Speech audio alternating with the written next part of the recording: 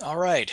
Good evening, everyone. Welcome to the Oscoda Area and former Wurtsmith Air Force Base PFAS update meeting. Looks like we got about 21 people on the line, and several more looks like they're starting to log in. My name is Jim Ostrowski, and I work in EGLE's Environmental Support Division. I'm glad you could be here with us tonight. I'm just going to cover a couple logistical items. First of all, you note that all lines are muted at this point. And we are also recording the webinar. So like with all of our public meetings, we do record them. We post them on our YouTube channel and within a day or two. Next slide.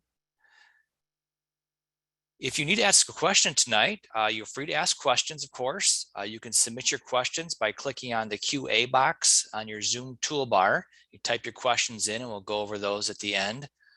You can also, when we open it up for Q&A, you can click the raise hand icon. And if we see your hand is raised, we will call on you and unmute your line so you can ask your question. Doesn't look like we have anybody on the phone tonight, but if we do have somebody call in, all you do is hit the #2 button on your phone, and that'll show us that your hand is raised and you want to ask a question. So with that, I'm going to turn over to Abby Hendershot with the MPART. Go ahead, Abby. All right. Thanks, Jim. Thanks, everybody. Thanks for coming and being here tonight to get some updates on the Oscoda projects, including Wurtsmith. We've got a whole variety of our team members here to answer your questions, give you some great updates. I want to take just a minute and go through the agenda and then make sure we've got introductions done before we get started. So as Jim said, I am Abby Hendershot, the MPART Executive Director. I want to take 2 seconds before I hand it over to Josh Mosier, the RRD Division Director, to just ask if we have anyone from the local officials that would like to introduce themselves on the call today. And I think they probably, Jim, have to raise their hand to do that. Yeah, if you want to be recognized, just go ahead and raise your hand. Click the button. If we've got anyone from local officials or local health department that would like to just say hi to the group.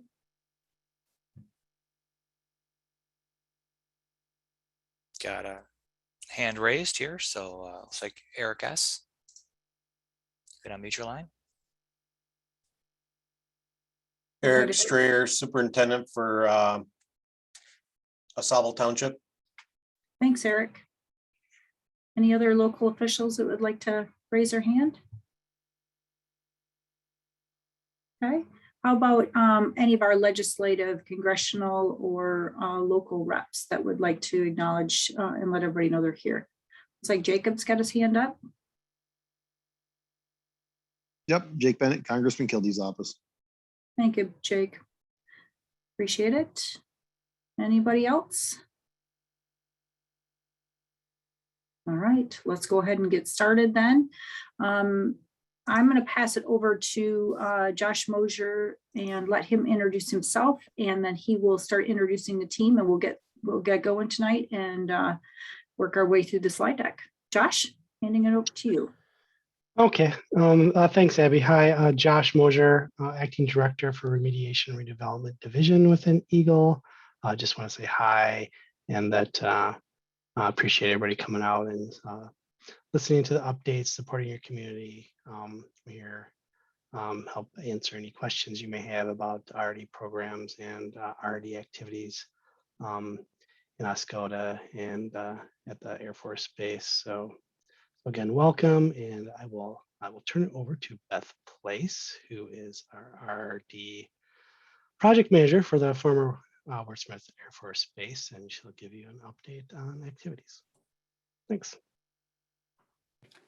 Thanks, Josh. As Josh said, I'm Beth Place. I'm the EGLE project manager for the former Worksmith Air Force Base. Next slide, please. Thanks.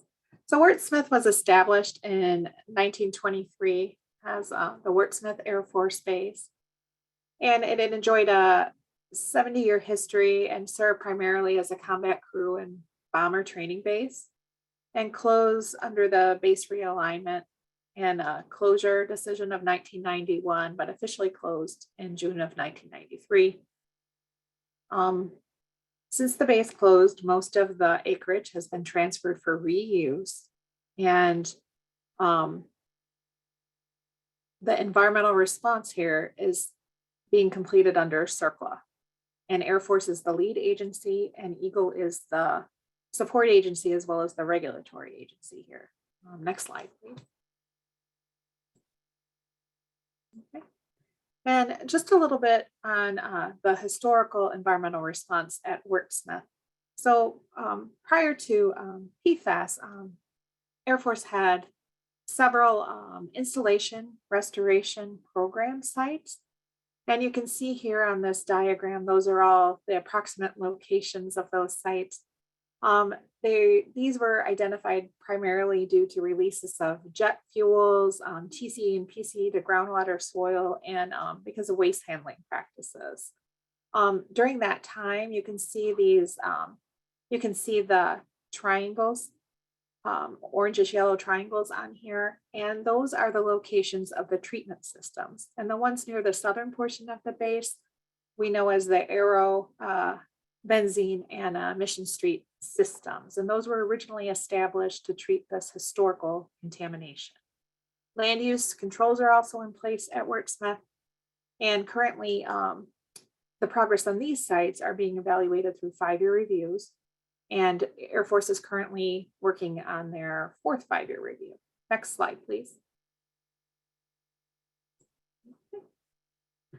So then in 2010, EGLE sampled for PFAS and discovered PFAS in groundwater, biota, surface water, residential wells. And since that time, EGLE has completed a lot of work associated with the former base and also within the Oscoda area. And you'll hear more updates on the Oscoda area later tonight. Next slide, please. Okay. In the past, since Air Force again is the lead agency under CERCLA, in their PFAS response, they've performed preliminary assessments, site inspection under CERCLA, the removal actions, including installing the FTO2 pump and treatment system to treat PFAS contaminated water with granule activated carbon. They also started to treat the discharge of the Aero and Benzene plant. And they treated that discharge with, again, with granulated activated carbon at the central treatment system. And then in 2019, they also began to treat the discharge of the Mission Street pump and treat system. And that is with an ion exchange resin system. Next slide, please. Okay. Currently, and we're going to update it in a little bit more detail on these actions. Currently, Air Force is in the remedial investigation phase of CERCLA. In addition to that, they're also performing 2 interim remedial actions, one at Van Etten Lake and one at FTO2. And those are essentially expanding groundwater treatment systems that are already in place to capture additional PFAS contaminated water. And then in addition to that, there's also soil removal going on at FTO2 to remove PFAS contaminated soil, and that's as a time critical removal action. Next slide, please. So a little more in depth on the remedial investigation. This slide actually shows the vertical aquifer sample locations. And this insert of the boring shows near the bottom of a boring. This boring, for example, is 70 to 80 feet. And you can see in that last line of the boring, it's transitioning at Wurtsmith beneath the ground surface. It generally goes to sand, sandy soil. And then as you get deep enough, there's a basal clay under most of the site. And that's what you see at the end of this boring here. So EGLE, to give you a status of update on the documents for the remedial investigation, Air Force completed a work plan. EGLE commented on that back in May of 2021. In the meantime, Air Force and EGLE decided to do a stepwise approach to the remedial investigation. So we tried to go through comments and gain an agreement on steps within this process of the remedial investigation. So Air Force has already completed the sampling of existing groundwater wells that they plan to sample, as well as soil sampling is currently ongoing. And then again, the vertical aquifer sampling, and that is what you see on this figure here. You can see on the figure that the yellowish areas, this was back, probably this is out of date by now because Air Force is continually doing work, but this shows for the initial vertical aquifer sample locations that have been completed so far. And then the other blue dots on the map show the initial sampling locations planned. So Air Force may step out from these locations if they find PFAS above the action levels that we're using, which are the MCLs. And Air Force will continue to delineate the groundwater plumes until they are below those levels. So this is again, just the initial locations. Okay, next slide, please. I guess before we move on from the remedial investigation, sorry about that, I just wanted to mention that EGLE and Air Force are still negotiating the comments on the remedial investigation work plan overall. And so we did, come to agreement as much as we could so Air Force could get field work done this season. And now we're trying to just wrap up the whole plan. So currently that is with EGLE, and EGLE plans to provide our back check on the Air Force response to EGLE comments during November. Okay. So now we come into the Van Etten Lake Interim Remedial Action at Ken Ratliff Memorial Park. And these are figures from the proposed plan. And you can see a line of extraction wells is planned along the west side of Van Etten Lake near Ratliff Park to establish a hydraulic barrier essentially from PFAS getting into Van Etten Lake. And so right now, the proposed plan has already gone through the public comment stage, as many of you know, and EGLE anticipates receiving the draft record of decision and draft remedial action work plan from Air Force in November as well. And we're hoping that these reviews can go a little bit faster because we've been through this once already, some of the legal issues. And so we're hoping that it'll move a little quicker through the process. EGLE did give Air Force the go-ahead. I know we were not opposed to Air Force installing some piping at the central treatment system because this action will expand the central treatment system building. And so this should give Air Force some flexibility to be able to still continue work on this with that addition of piping. Okay, next slide, please. The other interim remedial action is at FTO2, and that's just north of Clarks Marsh.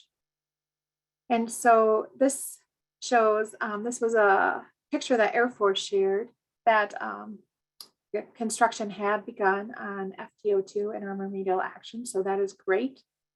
As well as here you see the plan to add the additional infiltration gallery and additional extraction wells and performance monitoring wells.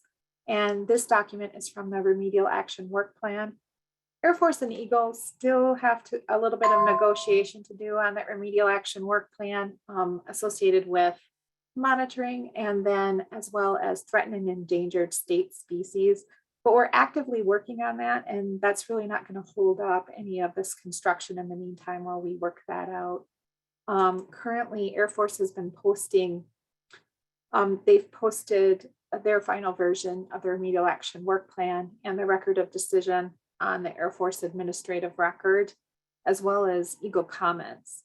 So we'll continue to keep the public informed as we work through those issues.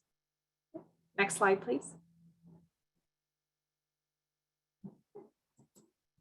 And this shows the area where the time critical removal action is happening at FTO2. And so you have that gridded area to the top that shows it's now a former concrete pad, but here you see when it is the concrete pad where fire training exercises were performed with AFFF to cause the PFAS contamination. And this grid shows areas where soil samples were collected. And then just south of that, some sludge that contained PFAS was also disposed of in this area. And so Air Force is currently conducting, once the concrete pad was removed, they're currently conducting removal of the most contaminated soil within the footprints of these areas. And you can see that picture from Air Force that shows the excavator and the large amount of soil that has been the area that's been removed. If you look closely, you can see a guy in that excavation. And then you see that they're trucking the materials off site in the other picture. This is a picture that AECOM provided us. Next slide, please. And then here in other updates, one of the updates that I wanted to mention that isn't on this slide is that recently, EGLE throughout the remedial investigation and these other processes that are occurring on site, we've either had EGLE representatives or EGLE contractor. It's mostly been EGLE contractor performing oversight on collecting split samples during the remedial investigation. So I feel that we have a good sense of, to the best that we can, we've been providing oversight on these actions at Wurtsmith from a state's perspective.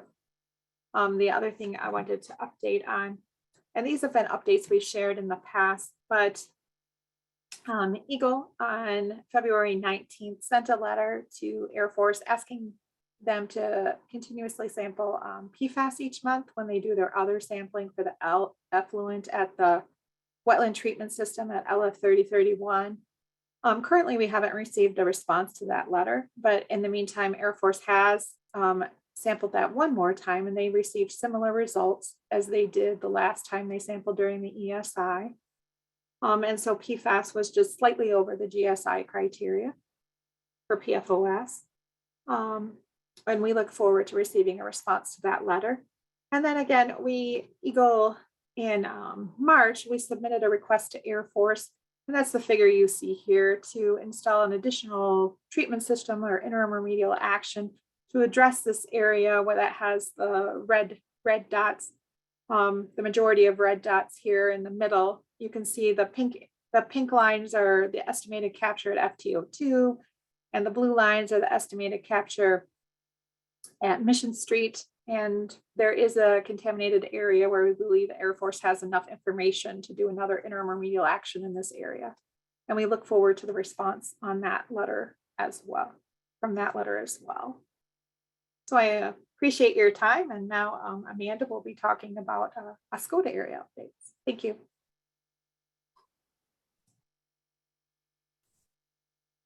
Thank you, Beth. Good evening, everyone. I'm going to go ahead and talk about some of the PFAS sites identified in the Oscoda area that don't currently appear to be associated with the Wurtsmith Air Force Base. And I'm also, I worked for EGLE's Remediation Redevelopment Division as well. Okay, this first slide shows us where several monitoring wells have been installed throughout the Oscoda area. Installation of these wells began in 2017 and 2018. Many of the wells were installed to investigate areas where there were reports of fires that were fought with firefighting foam, and others were installed in areas where we had no known sources. We sample these wells, or several of the wells, on a quarterly basis, and most recently the wells were sampled in July of 2021, and I'm going to share some of those results in the following figures. Next slide, please.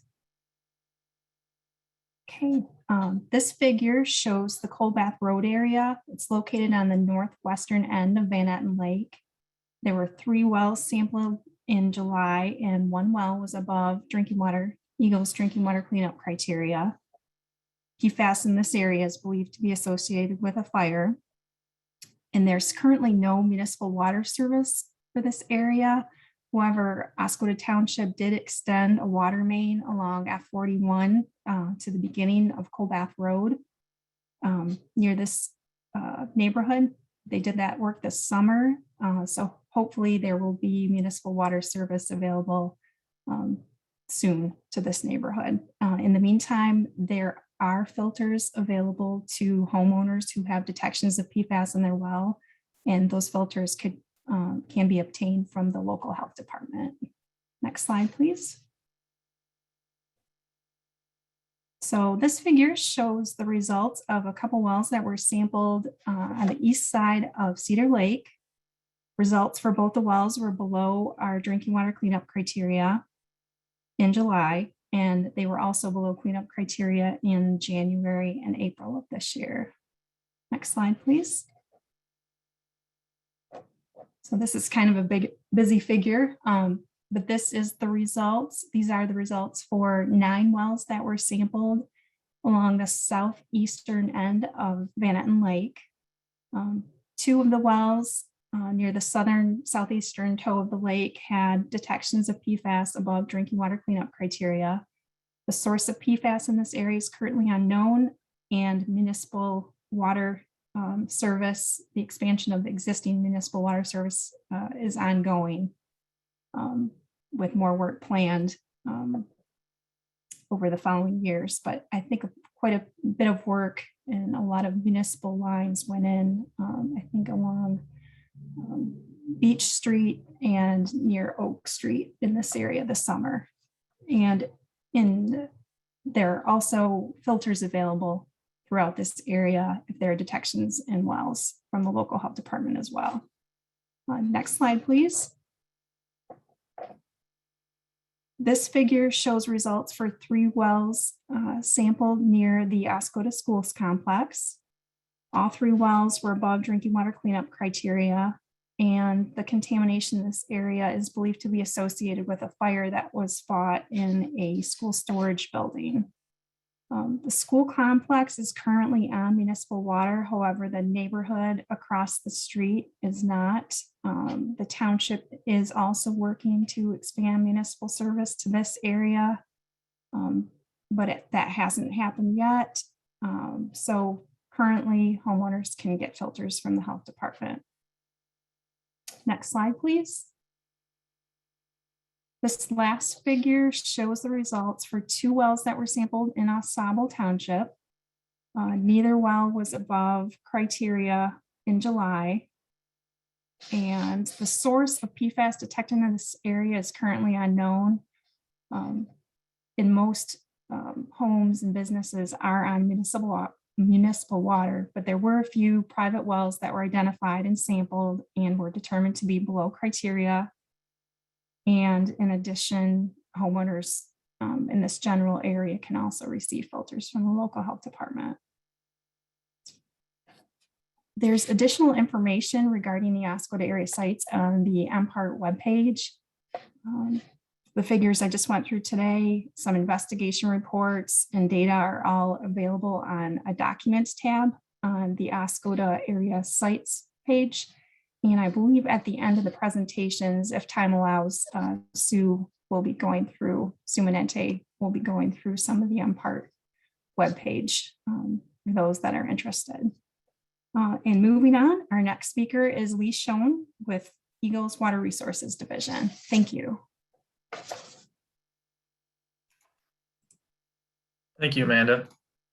Jim, could you actually turn my video on? I was unable to turn it on because it says the host stopped it. Oh yeah, sure. Hold on a second, Lee. I apologize. I'll go through and do that. Not a problem. There you go. Thank you. So good evening. My name is Lee Schoen. I'm an aquatic biologist with EGLE's Water Resources Division. And today I'll be talking to you all about some statewide sediment research that we have going on that revolves around PFAS. Next slide, please. So just a brief outline on my talk. I'll be spending the first few slides giving you some background on PFAS within sediment. And then I'll be really diving into what we have for plans in 2021, extending into 2022. Next slide. So I'm starting this presentation off with a pretty busy figure, but I wanted to start off with this figure because the big take home for me is that researchers have recognized the potential significance of multiple environmental media as potential pathways into the aquatic environment. For example, we have determined that certain long chain compounds, such as PFAS, tend to bind to biosolids from wastewater treatment plants. This has resulted in some work by EGLE and other organizations on biosolids and the use of carbon activated treatment technologies to limit the entry of PFAS into biosolids and consequently aquatic environments.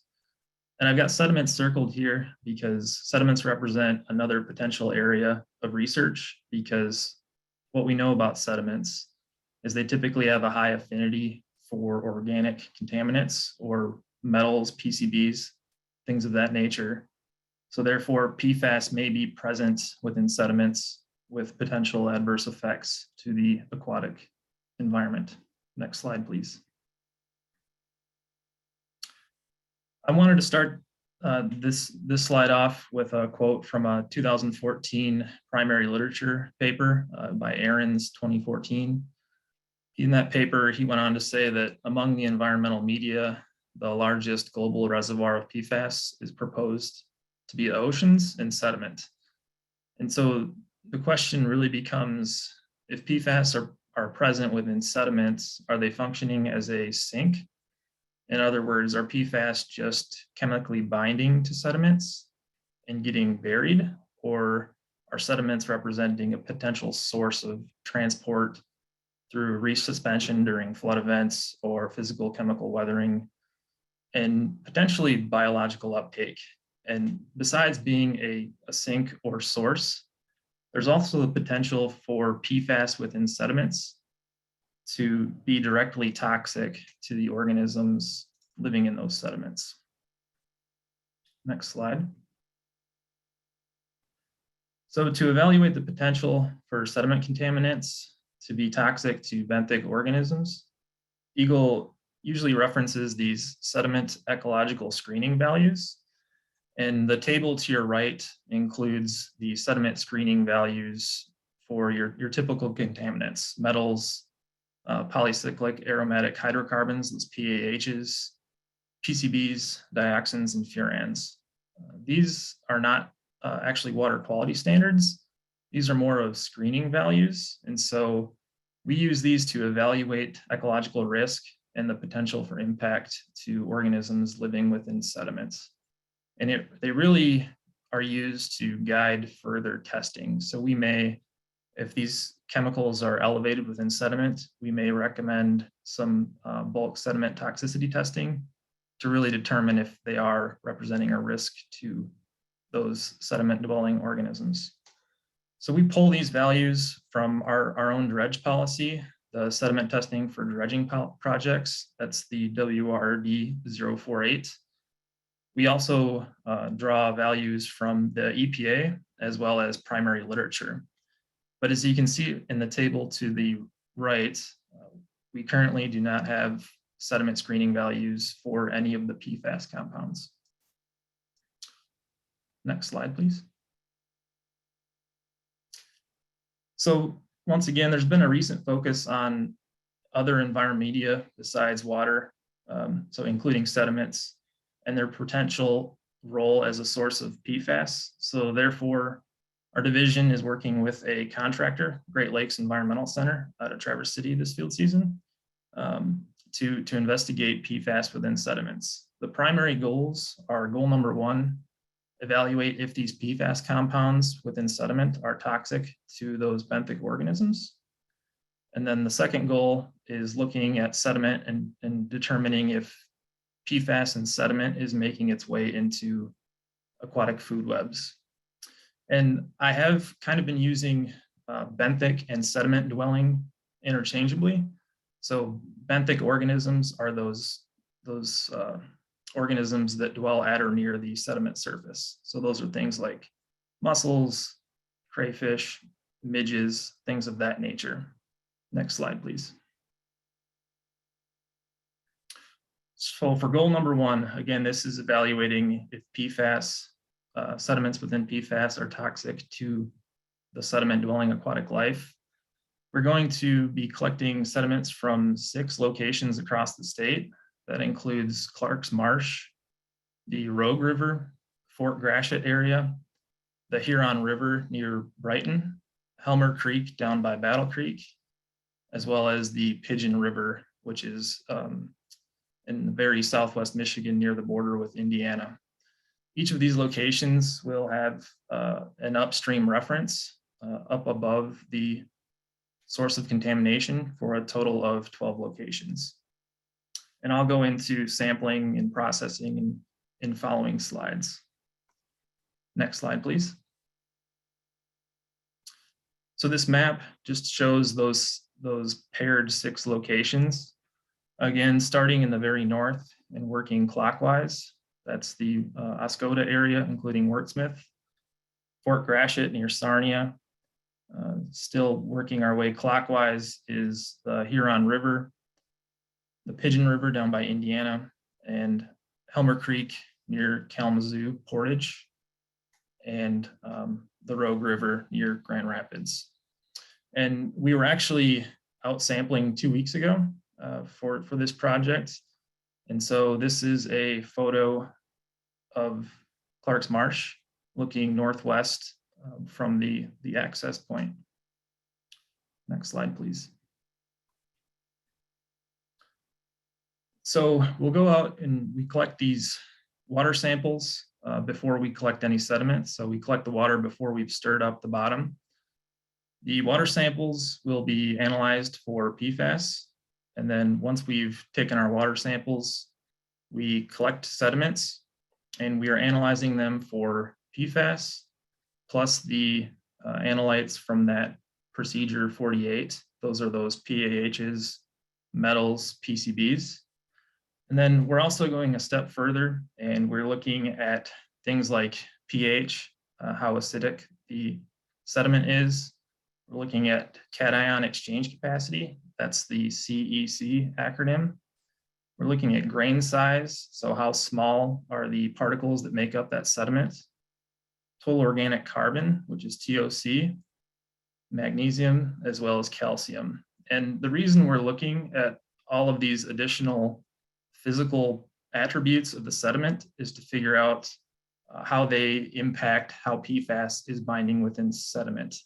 There is some research out there that suggests that smaller grain size sediments, as well as sediments with high organic carbon, preferentially bind to PFAS, whereas coarse sediments don't tend to bind up that PFAS. So we'll be evaluating this as part of this project. Next slide. These are some photos from the field 2 weeks ago. As you can see, a lot of these sites for this project are not waitable. So our contractor launched an inflatable boat. In the top left, you can see they're collecting a water sample and using a YSI water chemistry meter that measures things like water temperature, dissolved oxygen, things of that nature. After collecting their water, the next photo shows a device called a ponar. That is a piece of equipment that you lower down to the sediment, and it essentially takes an 8-inch bite out of the sediments in a river or a lake.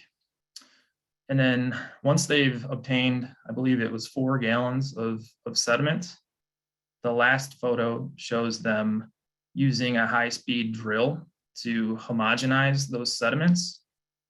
From there, they divide up that sediment into those buckets that you're seeing in the bottom. And those buckets are what they bring back to the lab to perform their tests with. Next slide, please. So once the contractor collects these samples, like I said, they take them back to their toxicology lab.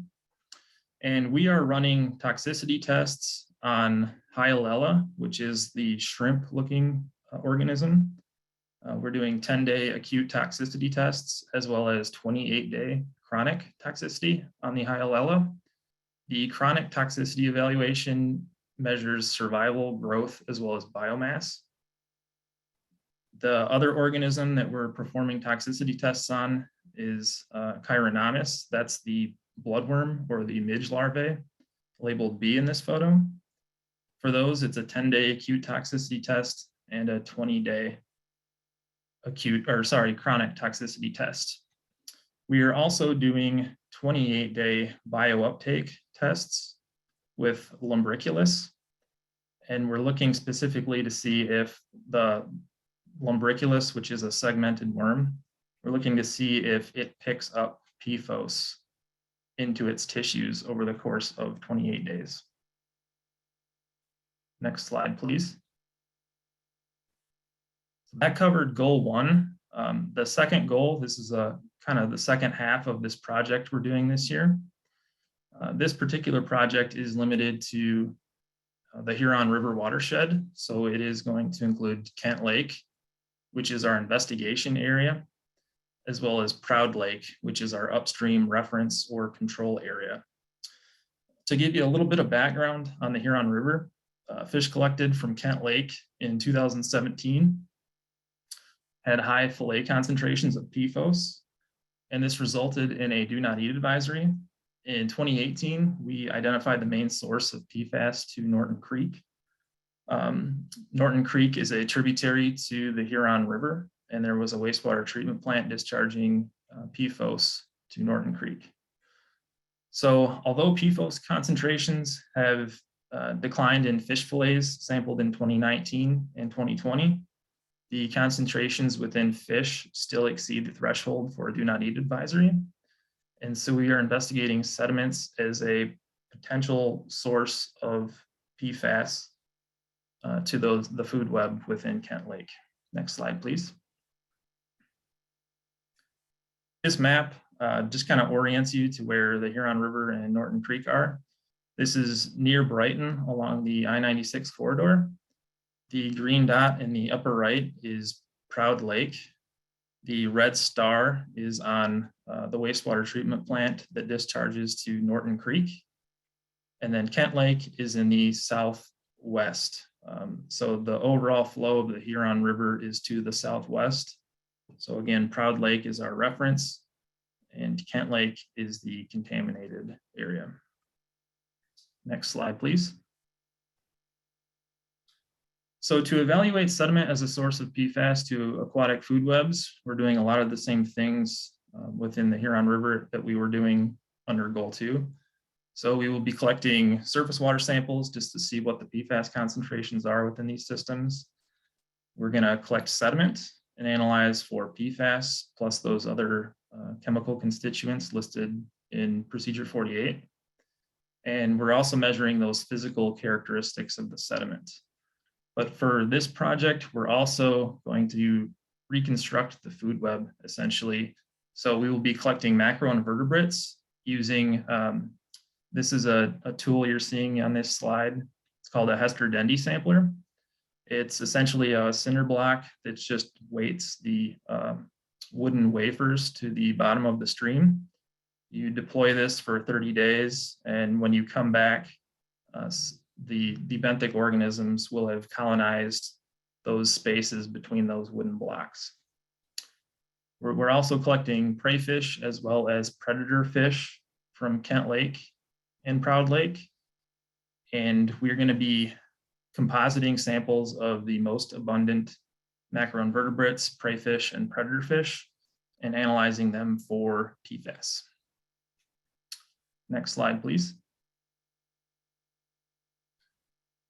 So again, the sediments and biota will be analyzed to help us determine if sediments are serving as a continued source of PFAS within biota, the fish. And we're hopeful that these data could also be used to estimate field-derived biota sediment accumulation factors. Those are BSAFs. Those look at the relationship between the macroinvertebrates concentrations and what you're seeing in the sediment. We're also hoping to calculate some biomagnification factors, and this will improve our understanding of the role that PFAS in sediments play within food webs.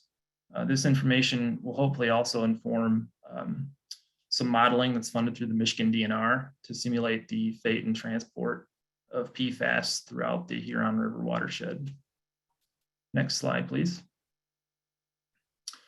And this is just my last slide. Again, just rehashing what we're looking at for sediments. We're evaluating the toxicity of PFAS to those bottom feeding sediment dwelling organisms. And we're also looking at sediment as a potential source of PFAS to aquatic food webs. This field work was started last October, but unfortunately it's been a very, very wet fall. So this field work may extend into late fall or into the spring of 2022. And with that, I will hand it over to Puneet Vish, and I think we'll save questions for the end. Thank you, Lee. So good evening, everyone. My name is Puneet Vij, and I'm a toxicologist with the Michigan Department of Health and Human Services. Next slide, please. So most of what we know about the toxicity of PFAS comes from studies of two specific compounds, P4 and P4s. Adverse health effects have been established in epidemiological and laboratory animal model studies for these PFAS chemicals. This slide provides some of the adverse health effects in humans associated with higher PFAS exposure from those epi studies, which includes reduced fertility, increasing the chance of high blood pressure or preeclampsia in pregnant women, where preeclampsia is a pregnancy condition. It's a complication characterized by high blood pressure, small decrease in the infant birth weight, increasing cholesterol levels, especially total and low density lipoprotein cholesterol. Next slide, please. Increasing the chance of thyroid disease and liver damage, decrease in the immune response to vaccines, and increasing chance of cancer, especially kidney and testicular cancers. Next slide, please. Okay, so here I'll talk about MDHHS comparison values, which are the lowest of the two, screening levels and approved MCLs. And we use this lower value to guide our public health recommendations. As a result, data above these comparison values will often trigger a deeper dive into the data and risk. Here in the Oscoda area, MDHHS has taken a precautionary public health response through the distribution of filters. Although the water may be fine to drink, but this ensured a resident's continued protection while the investigation continues. Next slide, please. So these are the MDHHS comparison values for these specific PFAS analytes, and there are 7 of those. Next slide, please. The MDHHS resampling effort is to understand PFAS fluctuations in drinking water wells. And this, along with the source area characterization and or extent of plume contamination, will help support our final public health determination. We finished the second round of resampling this summer, and this slide provides the round 2 summary. In this round 2, we collected samples from 280 wells out of 427 wells in the Oscoda area. And out of those, we had 147 non-detects and 133 detections. Out of these 133 detections, there are 19 detections that exceeded MDHHS comparison values. And if you look at the last 2 rows, there is a range of total PFAS and P4 plus P4s. And this range does not include non-detects. Next slide, please. Okay, now I'll talk about the existing advisories and the updates related to fish, deer, or wildlife in the Oscoda area. Next. These are the highlights of do not eat fish advisory for any species caught from Clarks Marsh. You can see here the type of fish tested in one of the columns, and the advisory for Clarks Marsh was driven by PFAS contamination. There is no change in consumption guideline for fish from Clarks Marsh at this point. Next slide, please. The Eat Safe Fish guideline for Osable River downstream of the foot dam also remains the same. As you can see in this slide, bluegill, largemouth bass, rock bass, smallmouth bass, suckers, and all other species otherwise mentioned here, these advisories are driven by PFAS. Next slide, please. There are few updates for Venetton Lake, and the bold wordings are the revisions based on the data that differs from MPART website at this point. Now the recommendation for black and white crappie is because of PFAS only, but previously it it was used to be from PFAS as well as mercury contamination. For largemouth bass, smallmouth bass, the size of fish changed from 17 inches to 16 inches. For suckers, the size of fish changed from 14 to 20 inches to 14 to 18 inches and greater than 18 inches rather than greater than 20 inches. Also, based on the data shown in previous meetings, northern pike, rock bass, and yellow perch will be the new additions on MPART website as well as in Eat Safe Fish guide. Our Eat Safe Fish team is working on the Eat Safe Fish guide updates, and the guide will be updated as soon as possible. Next slide, please. This slide explains the conclusions and recommendations based on 2021 DEER report. The conclusion is that there is a strong relationship between detections of PFAS in liver samples and the collection location distance from Clarks Marsh. Based on the recommendation, the do not eat deer advisory recently got changed from 5 miles to 3 miles coverage area. The 2021 DEER report as well as the coverage area map are available on MPART website. Also, there is a continued recommendation that is not to eat kidneys or liver from any deer. And related to wildlife, the 2019 advisory recommends against eating resident aquatic or semi-aquatic wildlife living in or near the water in Clarks Marsh is still in place. Next slide, please. We are past the recreational season, but I do want to continue to remind you of our MDHHS foam advisory, and foam due to PFAS should be avoided. Amounts of PFAS in foam is usually higher than in the surface water, and swallowing foam could be a health risk. Swimming or bathing in the water is not a concern. PFAS do not easily absorb through the skin, but hand-to-mouth behavior in children is a concern and creates an ingestion problem. So it is best to rinse off foam after contact and bathe or shower after outdoor activities such as swimming. Dogs can potentially swallow foam collected in their fur while grooming themselves. So they should be thoroughly rinsed with fresh water after contact with foam. This evaluation is based on a young child playing by a shore for 3 hours a day, 5 days a week for 3 months a year during the summer. And this is a repeated prolonged whole body exposure scenario and is most conservative. So as a rule of thumb, regardless of the type, we recommend to bathe or shower after the day's activities to avoid any exposure. Next slide, please.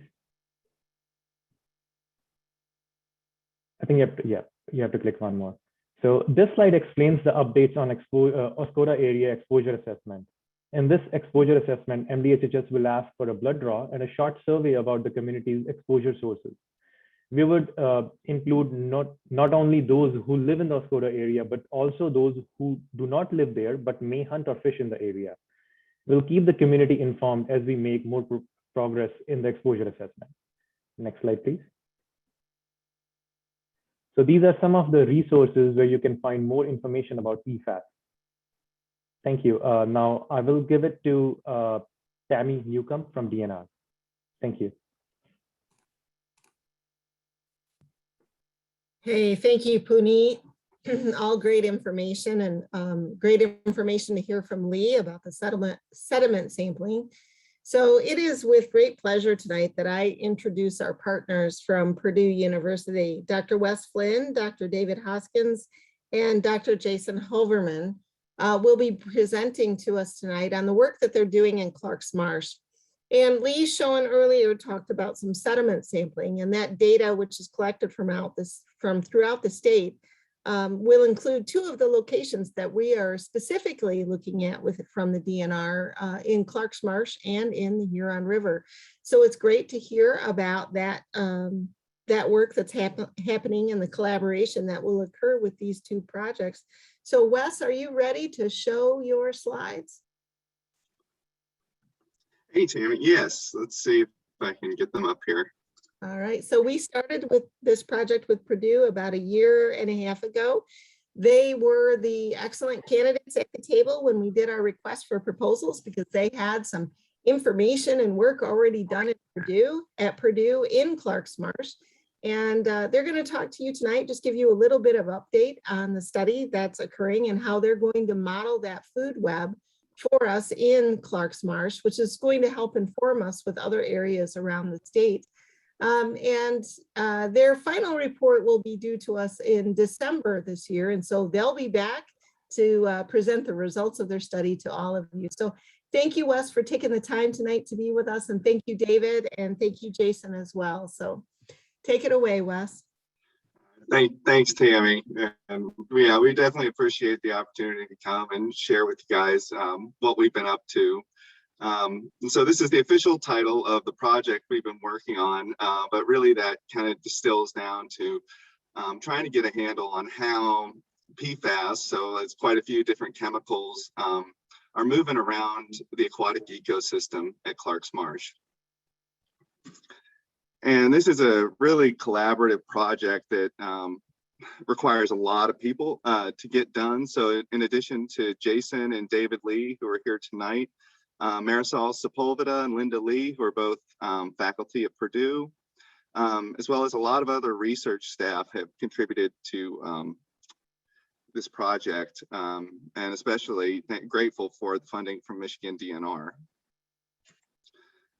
And just wanted to give you a little background about our group here, because we bring a lot of different expertise when we were thinking about tackling this sort of project.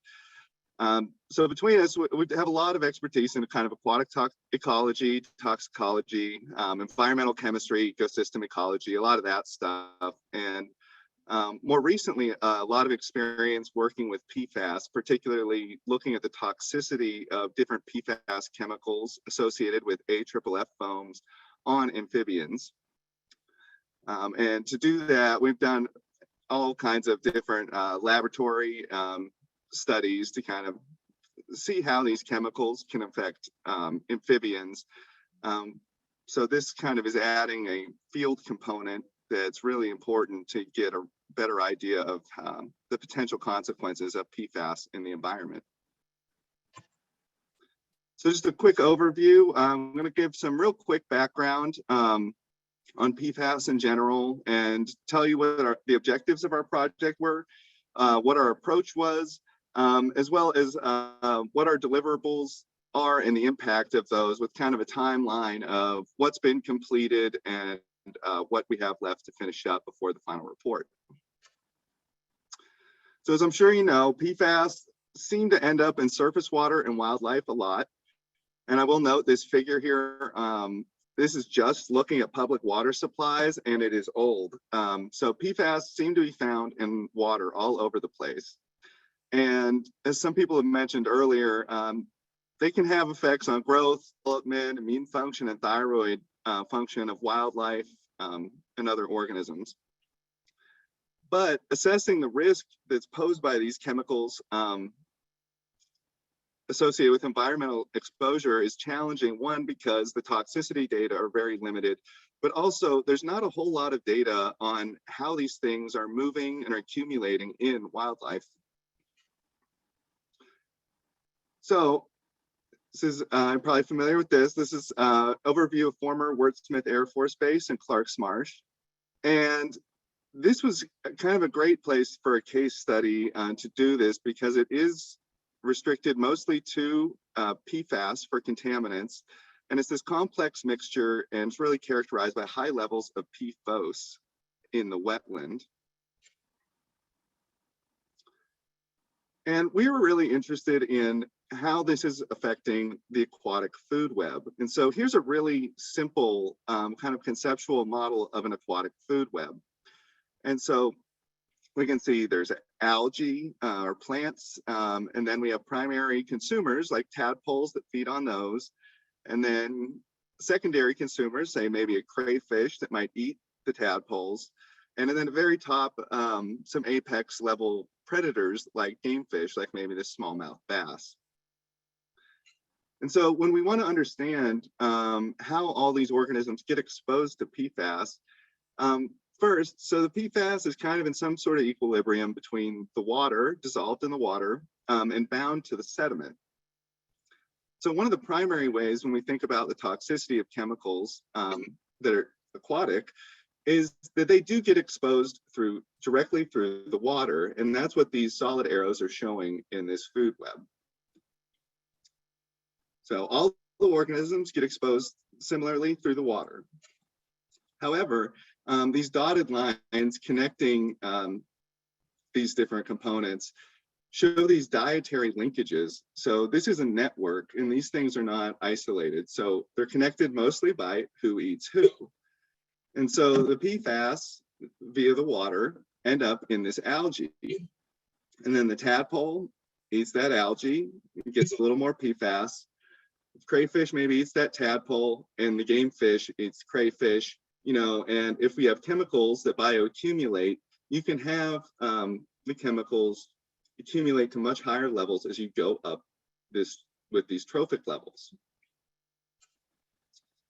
So, and the idea here is if these chemicals bioaccumulate, we would expect that exposure risk increases with trophic level, with the highest order consumers, like say a bass or snapping turtle, are having the highest exposure risk.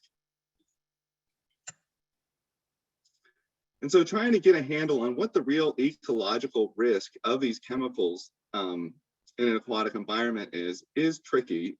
And so this project is really trying to get a chunk of that puzzle. The main goals were to, one, determine where PFAS are accumulating in this aquatic food web. Secondly, quantify which PFAS in particular are accumulating in the food web. So we're looking at, I believe at this point, it's 24 to 28 different PFAS chemicals, and they don't all behave the same. So we want to identify which ones are maybe especially important, and are they the same across all of these species. And finally, identifying potential sources of PFAS transfer from the aquatic to terrestrial ecosystem. And this is more just from a pilot data standpoint, seeing if we can get any ideas of potential sources there. Our approach was pretty straightforward. So we collected water, sediment, and these plants and wildlife using dip nets. So just sticking some nets in the water and scooping things up, minnow traps, and hoop nets. And fortunately, we did not have to get the boat out, and we could do most of this from shore. And we sampled these organisms across this gradient. So if you look at the figure on the right, going from the runway down, it's going from a higher concentration of PFAS to lower as you get further away. So we sampled across these three different areas. And in addition to quantifying PFAS, we also looked at stable isotope composition of these organisms to get an idea of who's eating who and where are these organisms located trophically. And for all of them, again, looking at the accumulation of these 24 different PFAS. And these data are all assisting us in creating statistical and conceptual models to get a better grasp on what's exactly happening. So far, all of the sampling is done. And almost all of the PFAS quantification is done. There's a handful of samples remaining that we're waiting on from the chemical lab. All of the stable isotope quantification has been completed, and we have those data back. And our conceptual model development has been completed. What's ongoing is refinement of that model, that food web model, to incorporate the PFAS data into that, as well as obtaining estimates for these, apologize for the acronyms, but bioaccumulation factors, biomagnification factors, and trophic magnification factors to understand how each of these 24 PFAS have the potential to accumulate moving through this food web. And then, of course, the very final things are the final report that we will be submitting to Michigan DNR, as well as one or more publications that will come out of this and end up in the peer-reviewed literature. Just quickly, here's an idea across the 3 sites we sampled and a distribution of the number of samples we have. So we have pretty solid representation of plants, invertebrates, amphibians, and fish. That 3rd site that's a lot further down has much lower concentrations, and that we don't have quite as thorough sampling there, and it was much more difficult to get animals, it turned out. And so again, when we have these results in hand, we're going to be able to determine how PFAS accumulation differs among species and along this kind of concentration gradient across these areas, and try to identify if there's any specific chemicals or species of concern, as well as getting estimates of major sources of PFAS exposure and accumulation in the food web, trying to develop tools that will help facilitate long-term monitoring efforts, not only here, but elsewhere, and providing stakeholders with some recommendations based on our data for what's going on in the food web. And we really think this is going to improve our understanding of how PFAS behave in these food webs, and provide some preliminary results on, potentially ways that these PFAS can transfer between, say, an aquatic and terrestrial food web, which is a concern all over the place. And with that, I just want to thank you for listening, and I've listed the contact information for Jason, David Lee, and myself here. If you have any questions, feel free to contact us. Thank you.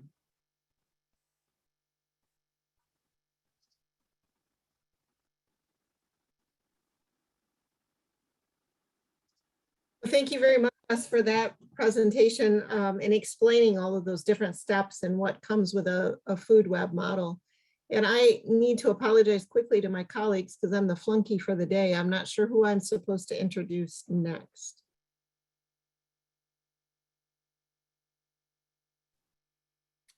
Tammy, we're moving to the questions and answer session. Thank you. Perfect. Thank you, Abby. I think Sue's going to chair this part of it. Go ahead, Sue. Yeah, hi everyone. This is Sue Manenti with the Michigan Department of Health and Human Services. Can you see the screen, comments, questions, and answers? Okay, great. Thank you. So we'll move into our Q&A session. And again, we'll post the instructions for you to be able to ask a question. So I'll just leave these up so we can see them during the duration of this session. We'll take the questions that you've posted in the Q&A. And then also if you are on the phone, you want to pose a question that way, we'll take them.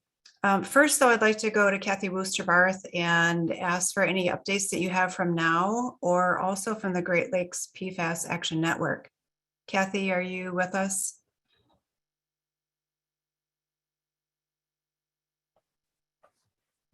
And able to unmute. Kathy, if you could unmute or raise your hand, I can see you there easier.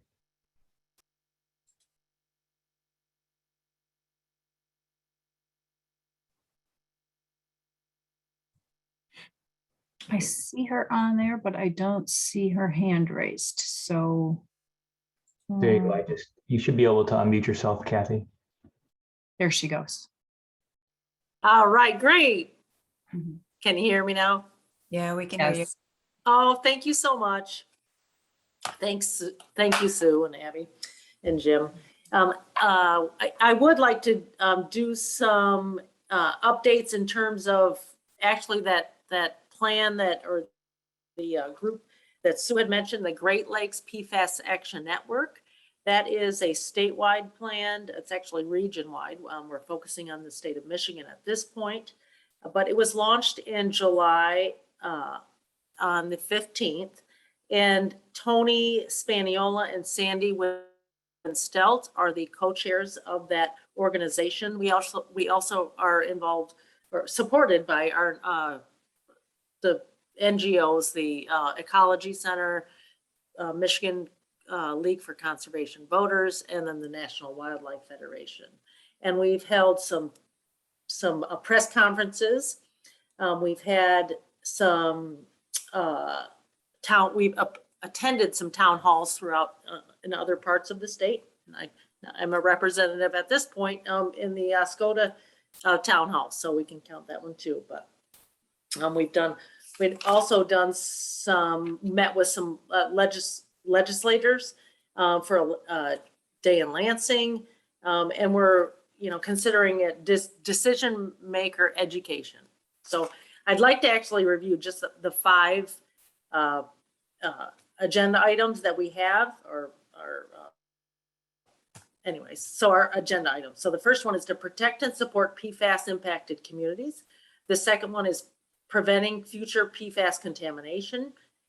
The third, test and monitor more to understand our full exposure. Number 4, hold corporate and government PFAS polluters accountable for cleanup costs. And then the last is find innovative solutions to clean up existing PFAS contamination. So that's just an introduction to the Great Lakes PFAS Action Network, and you'll see more about us. So we are actually getting the word out. We've had about 130 media contacts in terms of them either quoting us or promoting or talking about the network. So we're pretty proud of that. In terms of the NOW group, of course, we are involved in locally in Oscoda in the Restoration Advisory Board. The last RAB meeting was the first, and just to give some people, if they didn't attend the last town hall meeting that the state had, the last one was July 20th. Again, we appreciate the state of Michigan having these town halls in our community and everyone attending and putting in their information on the updates.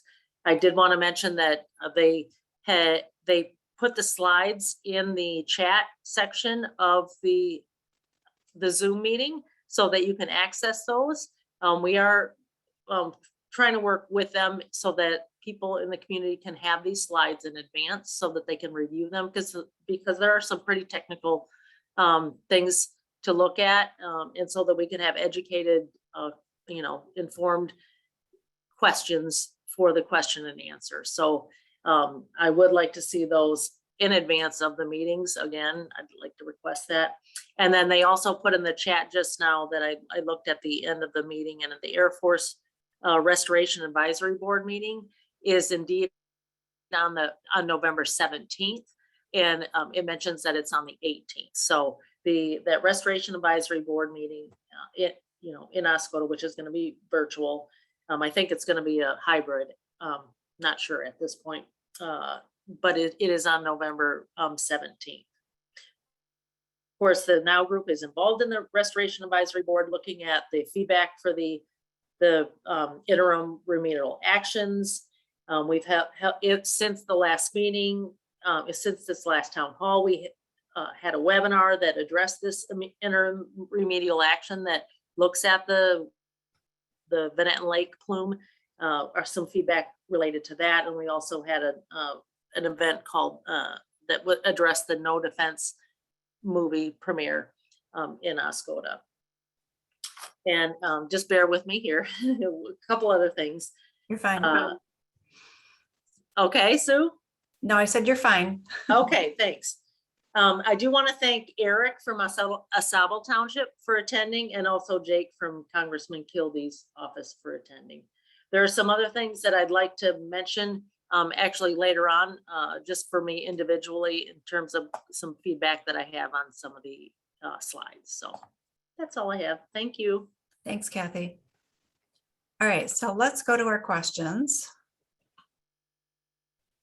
And the first question is from Connie.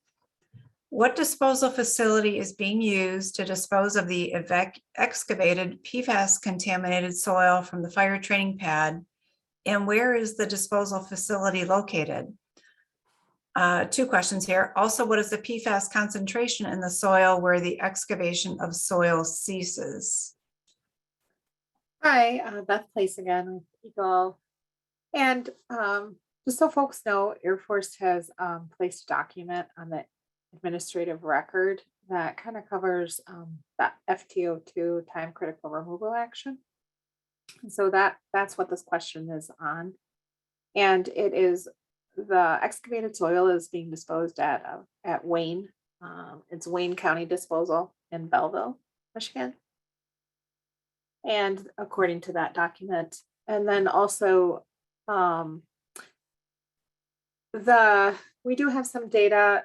Air Force in that document, they show in data box figures or ChemBox figures, the concentrations of the soil within that area. And then EGLE also has access to other historical data, and then we're updated on some of the data from Air Force.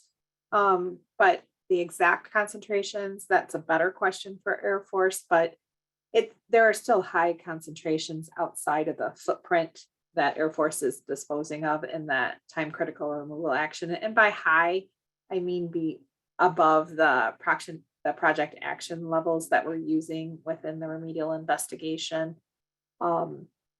So it would still be above our screening values, but again, we're still, Air Force is still delineating contamination, and they just are kind of removing the highest concentrations of soil within the time critical removal action. Thank you. Thanks, Bob. The next question is from James. What type of filters, sink or whole house? Puneet, do you want to take that one? Yeah, I can take this one. Sorry, my Zoom, it's just taking me some time to turn on the video. I can't see that button. So I'll just answer. Okay. So these are point of use filters under the sink that we are distributing. If there is any detection, it depends on the area. In some of the areas, if the numbers are higher than our comparison values, then there is a distribution of filters. And in some areas, even if there is a detection, we are providing filters. And something else we could mention is that those filters are provided at no cost to the residents, as well as the replacement cartridges, and in some instances, membranes for some of those filters. So the residents never need pay for the filter or the replacement cartridges. Those are provided by the District 2 Health Department. So if anyone here has a filter and you need replacement cartridges, contact District 2 Health Department. Puneet, I think the next question is for you too, and I'm going to go back to that slide. Okay. In the fish consumption advisory for the Oscoda River, one of the fish species near the bottom of the chart had 2 servings per month, whether the fish was less than 10 inches or greater than 10 inches. Is that an error? So let me go back to the slide here. Sure. First of all, that slide is for Venetton Lake. Yep. So that's not an error. For less than 10 inches, that advisory is driven by PFAS, and for greater than 10 inches, that is driven by mercury and PFAS. So yeah, that's not an error. Okay, thanks, Puneet. No problem. And the next question is for Wes. Can you provide us with some results of your research? Which PFAS are the most serious on what species? Hi. So that's a tough question right now, and we'll be able to give you some better idea of that by the end of the year, and at least in terms of what's accumulating where. But in terms of what's most serious for what species is also kind of a toxicological question that this study itself can't necessarily answer. So it would require results of a study like this, knowing how those PFAS accumulate in the environment, to be paired with, say, a targeted toxicological investigation someone might perform on, a certain fish or invertebrate species. But so long story short, I don't have much to report on that at the moment, but hopefully in the next month and a half, that will be out there. Great. We'll invite you back, Wes, when those results are ready. That'd be great. Thank you. You're welcome. Thank you. A question from Christina. And Puneet, this one is for you. Why are the fish consumption recommendations different for bass in the Oscoda River and Van Etten Lake? In the river, it says don't eat any, but in Van Etten, it allows for a few portions a month. It really depends on the data from a particular water body, in this case, Oscoda River and Van Etten Lake. So I don't have the numbers with me, but this data drives if there is a do not eat fish advisory there, or you can eat some servings. If you would like, I can get that information from our Eat Safe Fish team. Isn't it true, Puneet, that we found much higher levels of PFAS in fish from the river than we did from Van Etten Lake? It depends which species. But the ones that are driving the do not eat advisory. I'm sorry, can you repeat that? For the fish that have the do not eat advisories from the Mhm. Oscoda River, they Yes, had higher levels of PFAS than Yes. found in fish in Bennett Lake. yes, yes. That's why everything depends on the data. That's what I meant. Yeah. Okay. And another question from Christina. Have you or are you planning on looking at PFAS in waterfowl, particularly in on Bennett Lake where they regularly come into contact and consume foam? If not, we want that to happen.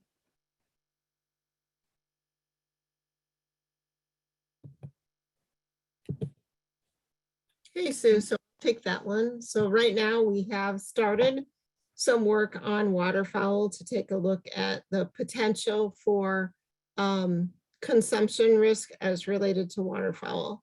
The work that we are doing is just trying to frame in the question of, is there a problem? The issue with waterfowl is that they can be in one location on day one, and then the next day they can be 5 or 6 miles away.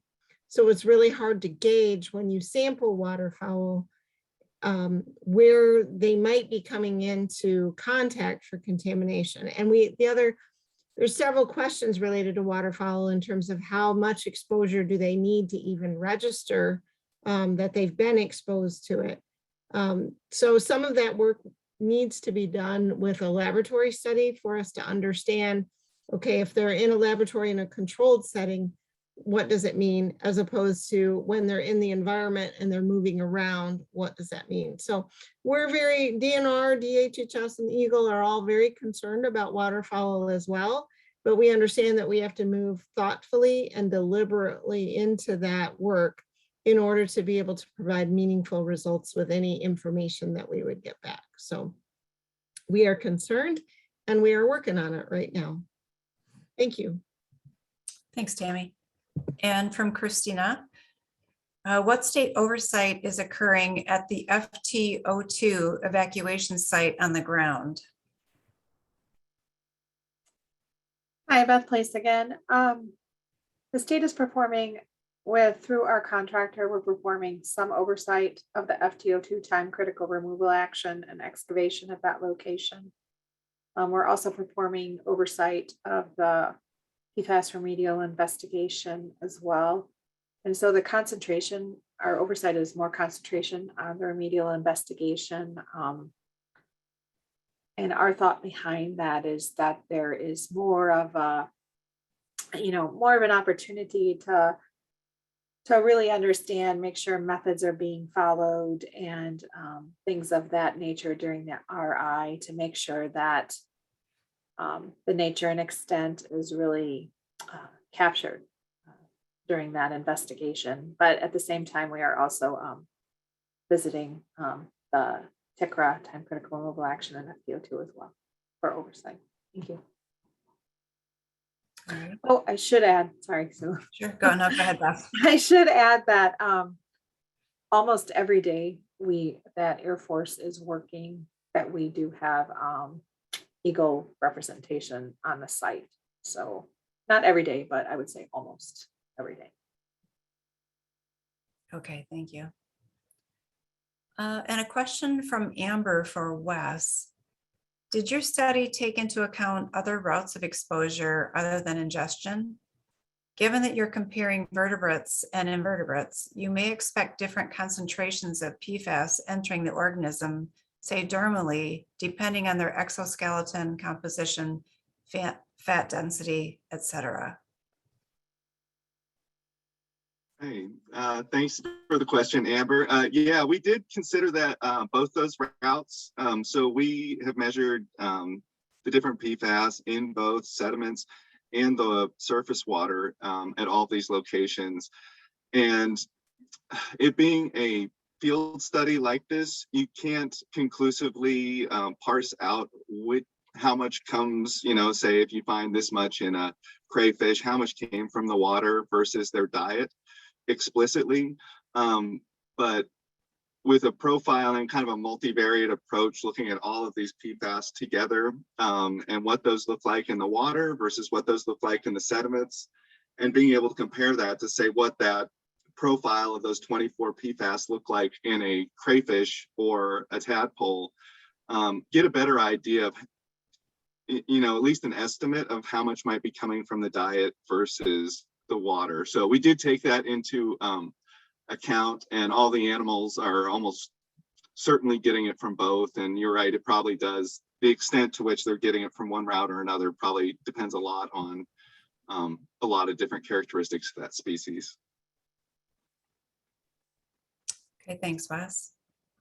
And a question for Connie and Puneet, this is for you. Puneet, can you explain why perch less than 10 inches with PFAS and perch greater than 10 inches with PFAS and mercury concentrations both have 2 servings per month? It would appear that perch greater than 10 inches with PFAS and mercury would have a lesser serving per month, such as 1 serving per month or a do not eat advisory. I think it's all depends on the data, what data is showing. But I can touch base with our Eat Safe Fish team just to know more about the data that we have, and if she can provide her maybe phone number or email ID, I can reach out to her after getting more information. And Connie, we've got your email address, I know, so we can reach out to you via email and provide phone numbers if you want to have a phone conversation with someone. Okay, question from Eric. What is the timeline for PFAS and PFOS testing on the public? Do you want to take that one, Puneet? Sure. So right now the timeline is we are targeting next year's summer, and so this is our Oscoda area exposure assessment. So that's the target timeline. Do you have anything to add, Sue? Yeah, we're in the planning phase now. We are working on protocol and some documents, which will all have to go to our internal review board for approval. But we are targeting next summer for rolling that out. Okay, a question from Anonymous. Visible bright white foam is forming in mats and near the shores of Lake Huron near Oscoda. We are very concerned it contains PFAS, but can't be sure because it hasn't been tested. We've reported it since 2018. What is EGLE's plan to test Lake Huron foam that continues to occur on the shores near Oscoda?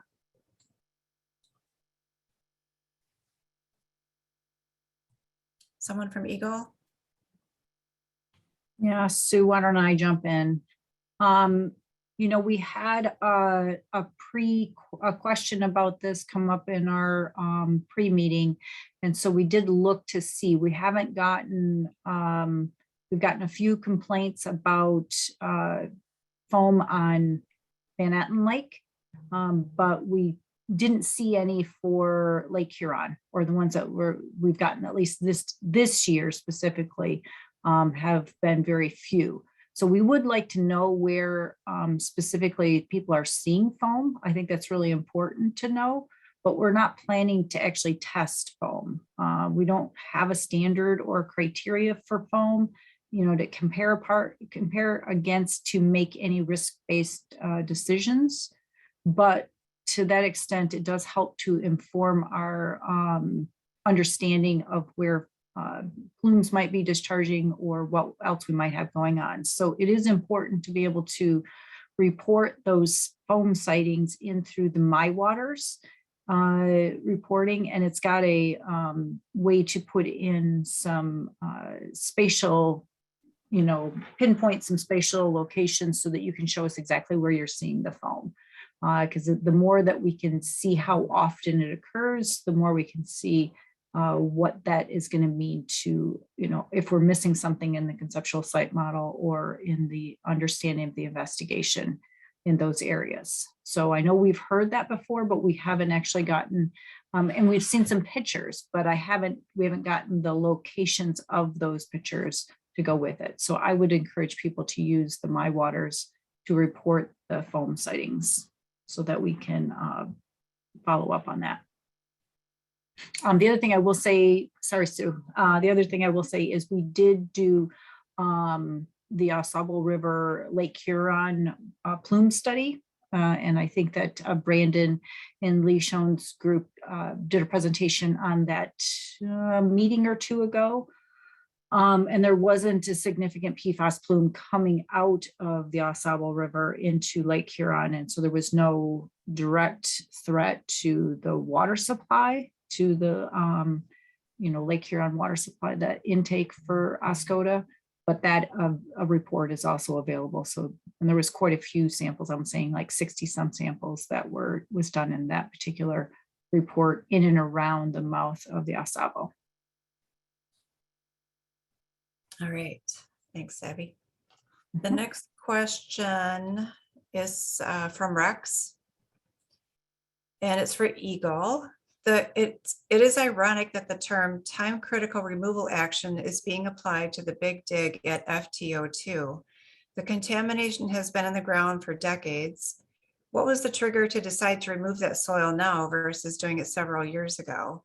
And did EGLE recommend this action now or in the past, or was it the Air Force that made this current decision? Yeah, so ultimately it's Air Force that decides when time critical removal actions happen. And so this is something that it's going to be kind of a long answer, so sorry.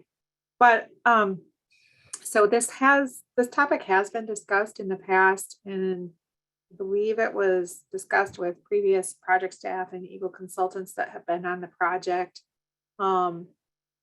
There's an action on the FTO2 IRA that is happening under the historical contamination outside of the PFAS project. And this kind of came up then when the concrete pad was being removed for those actions. And I know members of the community, including the current RAB co-chair, have brought this to the attention of Air Force. And I think that ultimately it was probably kind of the, Kathy Varley, who's on the site now for Air Force, and Mark Henry, who's the RAB co-chair. My understanding, it really came out of their continued discussions on this topic.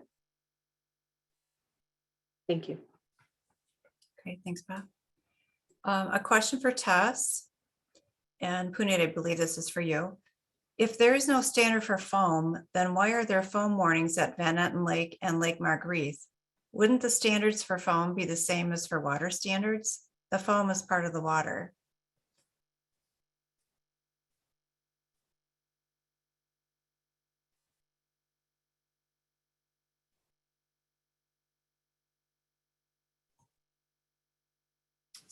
Maybe Puneet's having some issues with, yeah, Puneet, are you there? Or anyone else from DHHS want to chime in on that one?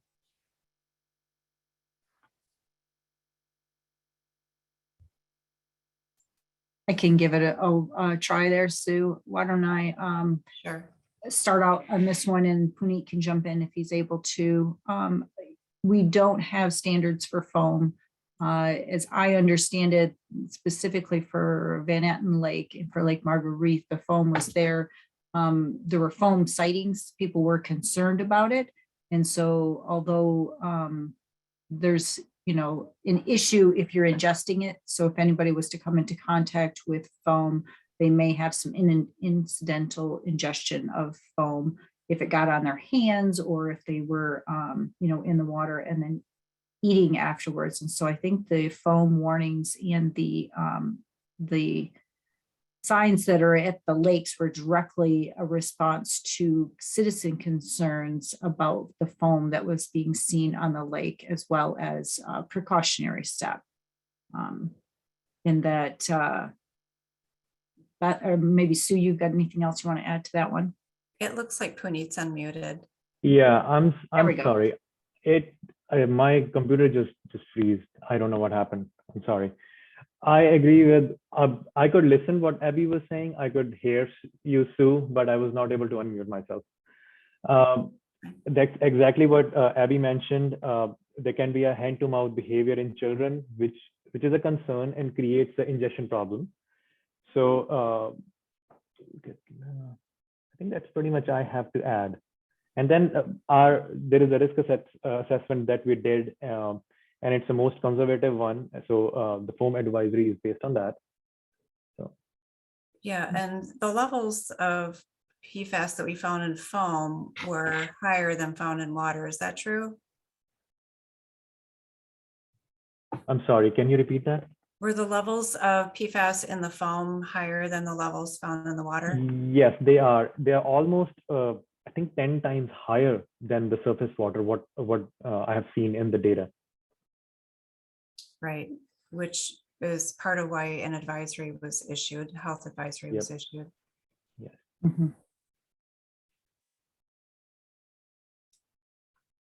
Let's see, from Rex, comment, for the record, in my opinion, Beth dodged the question. Beth, I don't know if you have anything to add, or we can just take Rex's comment.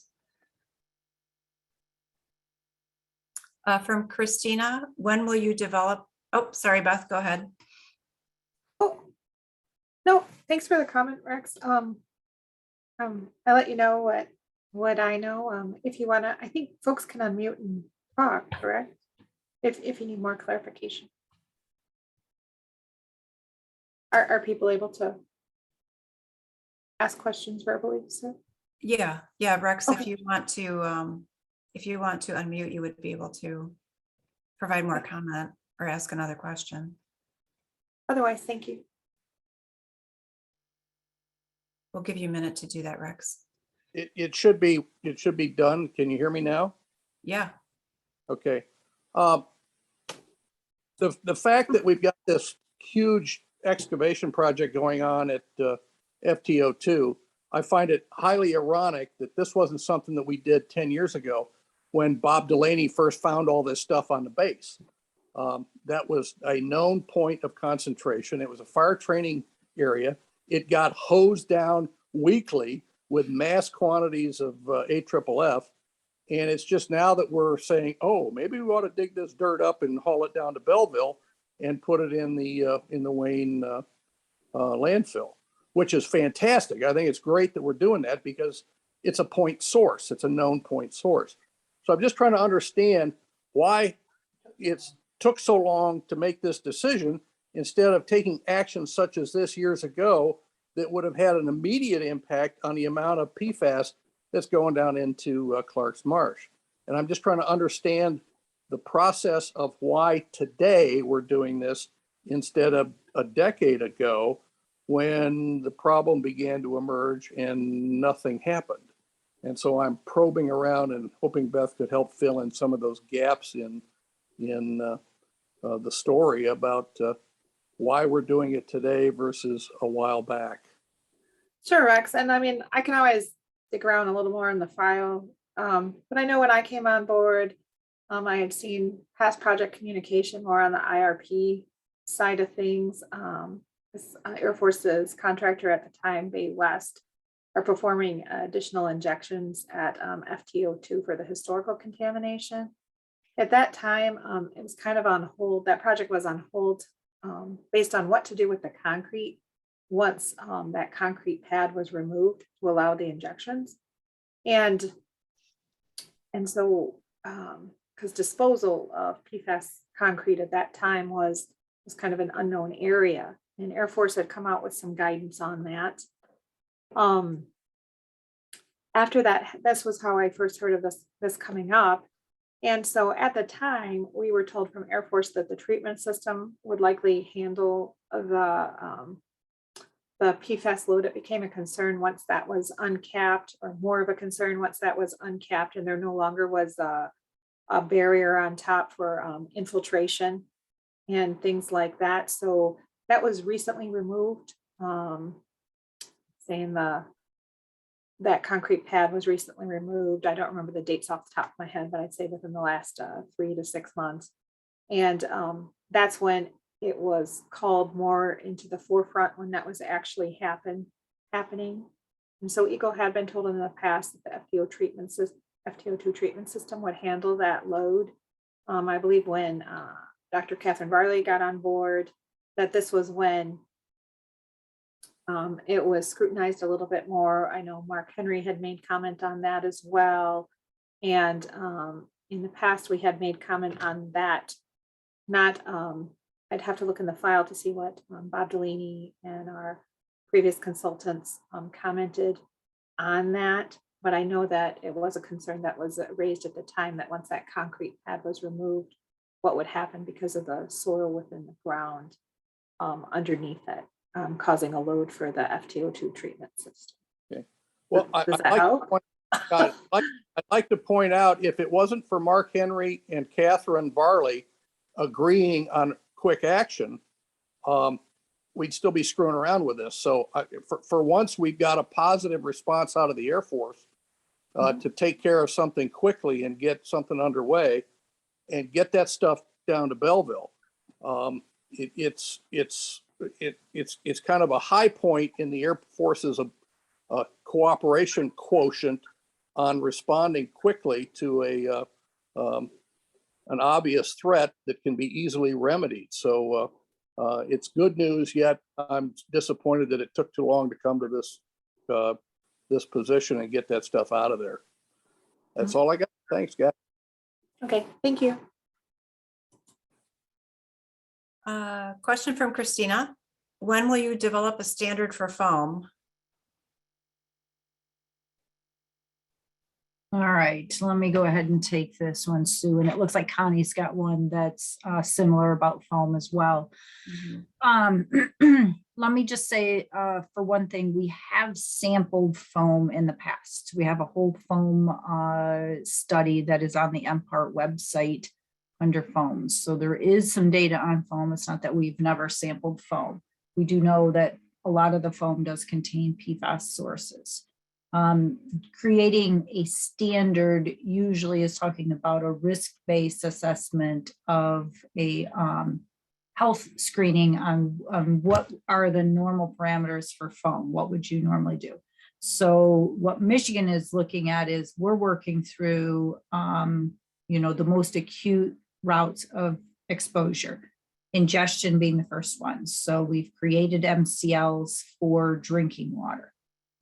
We are looking at, we have included groundwater cleanup criteria because, again, those are the most important. Surface water standards, we know those are going to have direct effects on limiting exposure to our public as well as our wildlife, our fish, etc., by getting this stuff cleaned up, by limiting the amount of it coming into the environment.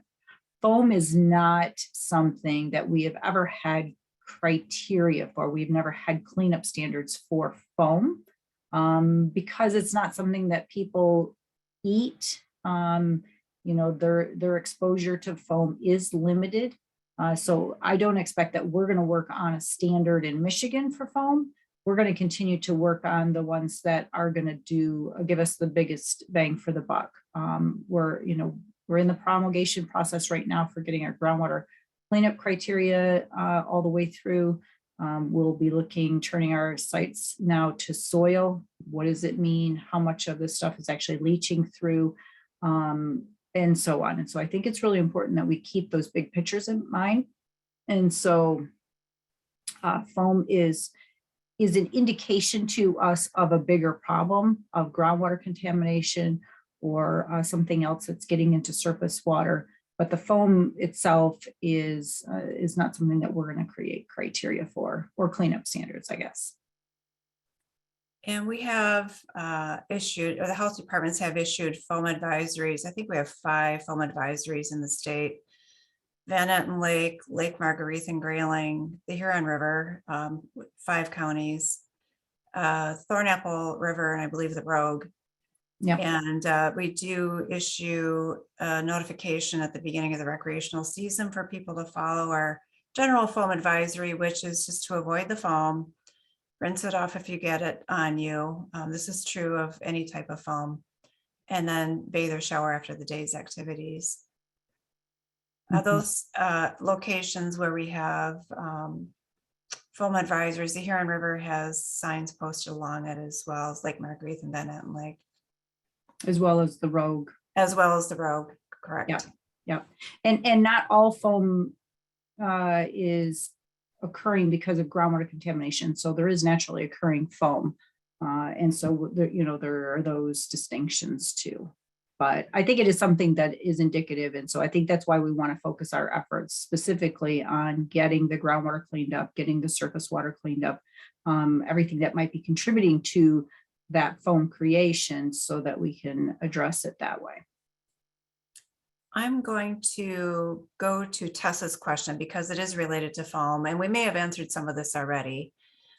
She's writing about the public beaches and private residences with beaches along Lake Huron, which also have small children sitting in the water and putting their hands in their mouths. Is EGLE concerned about the foam appearing at Tawas Point State Park? Is this being monitored, and is the park involved? And that Tawas Point State Park is also on Lake Huron, and you've talked a bit about Lake Huron already, Abby. I do not have any information specific. I don't have any personal information about sources in Tawas. And so if there is foam being cited there, it would be great to have people actually call it into or put it reported in our My Waters so that we can track that and understand exactly which beach that you're talking about. Because there's a lot of beaches along Lake Huron and in this particular area. So let's get those called in and we can take a closer look at it because it's probably more important that we understand if there's a source to groundwater contamination getting into the lake there. Hey, Abby, this is Ann Person from Bay City District, and we don't have any known sources or sites of PFAS contamination in that area. So just to throw that out there. And I think, Ian, now that you remind me, I did ask questions about a plating facility that was in that particular Tawas area, but the sampling that was done there did not reveal any PFAS, as I recall. Yeah, and so this is Tammy Newcomb from the DNR. Just want to reinforce the fact that the DNR is a full partner and collaborator with EGLE and DHHS on all of our beach locations. And when testing needs to be done or when our staff see things that aren't quite right, we are part of the reporting system as well as full collaborators and cooperators in any testing that needs to be done. So thank you. Good point, Tammy. Thanks. Question from Connie, or a comment, I guess. The U.S. Air Force is just transferring the PFAS contaminated soil from Oscoda to Belleville. All geomembrane liners and landfills eventually break through, so the Huron River and groundwater wells down gradient of Wayne disposal will be contaminated. EGLE needs to look at the whole picture and not just translocate PFAS contaminated soil to the most populous county in the state. Thanks for that comment, Connie. It looks like, Sue, you've got a number of hands up here on the participants. I don't know if you want to go to hands next.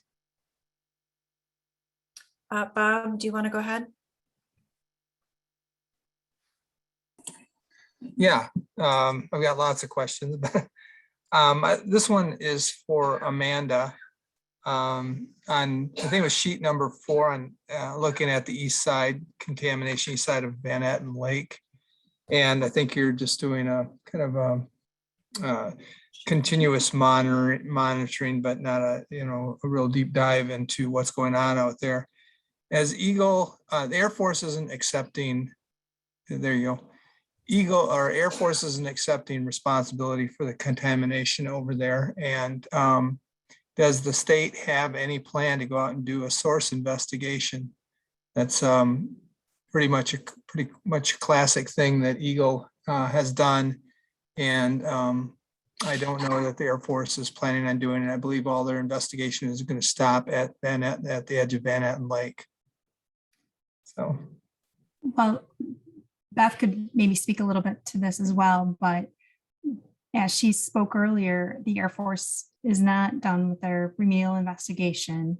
And EGLE has requested that additional investigation be done on the shore of Van Etten Lake. So we are hopeful that we'll have more information from the Air Force as part of their future investigation. But if that's not the case, we would definitely consider additional investigation on our end.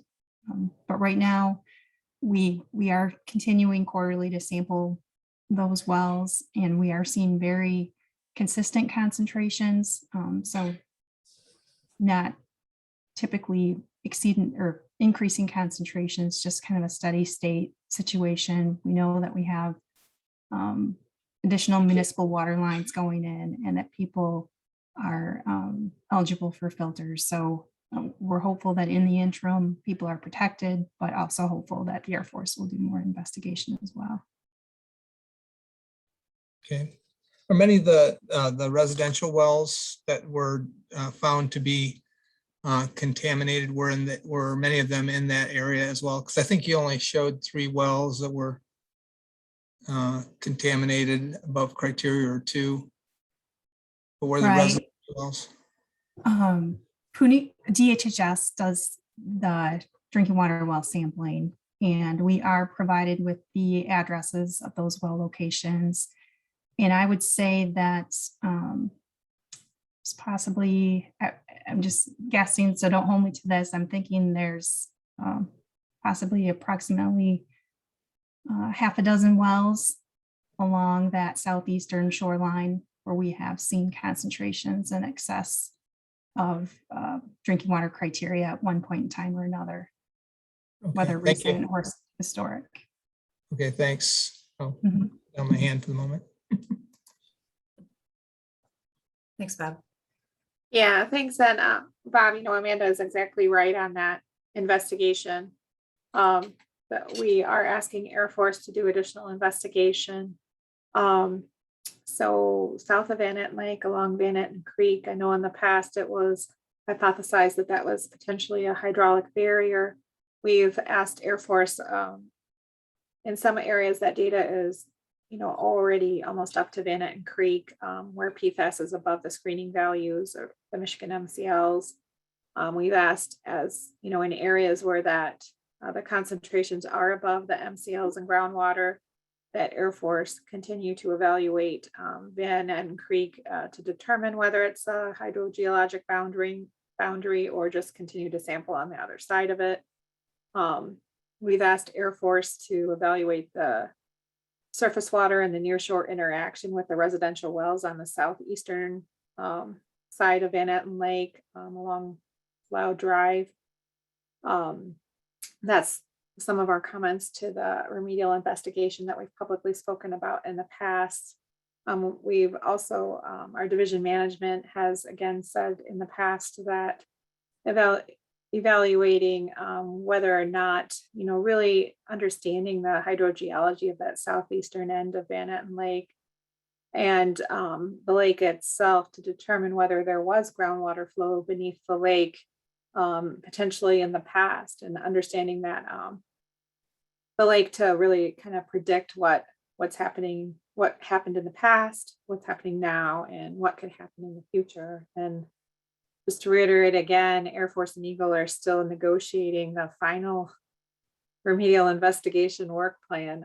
But these are comments that we've spoken about publicly, and our division management has spoken about those in the past. And if those are not included in the remedial investigation work plan, that we will be taking that to dispute resolution.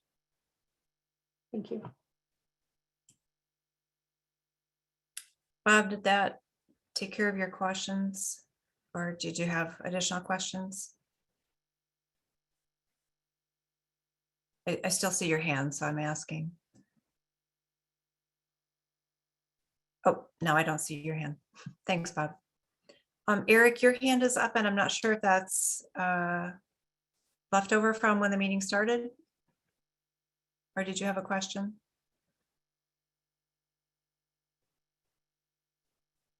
Okay, we'll move on. How about Arnie? Go ahead. If you want to unmute. Okay, Sue, can you hear me? I can hear Okay, thank you. Regarding slide number 48, this has the fish sampling limitations on the Oscoda River. The Atlantic salmon is no longer on that list. So I'm guessing that it falls under all of the species for PFAS do not eat. There was sampling done in 2018 with some elevated or measurable levels reported. So question number one, what happens with the Atlantic salmon that migrate out of the Oscoda River every year and go into Lake Huron? Are they limited also or public notified of potential PFAS? Ernie, the migratory fish don't fall under the do not eat advisory since they do not spend their life in the river. The do not eat advisories apply to the resident fish in the river. There are other advisories on the migratory fish from contaminants in Lake Huron, but they don't fall under the Oscoda River's do not eat advisory. Okay, this table has morphed into different meanings over the last few years. So I'll shift my question then to. So Arnie, I'm sorry, I want to follow up with Sue for clarification. Atlantic salmon are stocked in the system. So they are in the system for weeks, at most a month or two, if that, before they leave the river and go out into the lake. So the bioaccumulation just simply isn't occurring at that point to be a concern between the time that they would leave the river and then the time that they would find themselves in somebody's catch. Thank you. Thanks, Tammy. Okay, thank you. Then my question for Beth then is, does the Air Force's remedial investigation work plan in its ecological assessment include sampling of the fish in the Oscoda River, especially and including the migratory fish for PFAS? And if not, will EGLE continue to sample?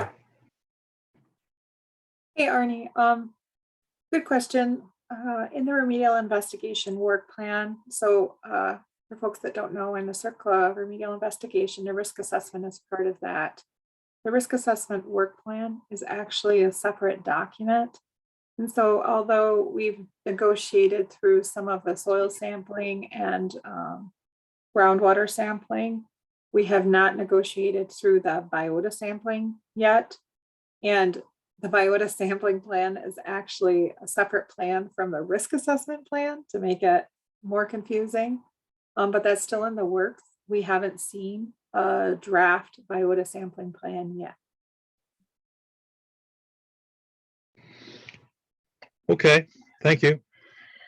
Thank you. Hi, this is Mike Alexander, the manager of the Surface Water Assessment Section of Water Resources Division. I'd like to add to that to just say that we do plan to continue to sample fish in the Oscoda River. And as a matter of fact, we have some planned for 22 for additional fish collections in that area. So we do plan to continue to monitor in the area.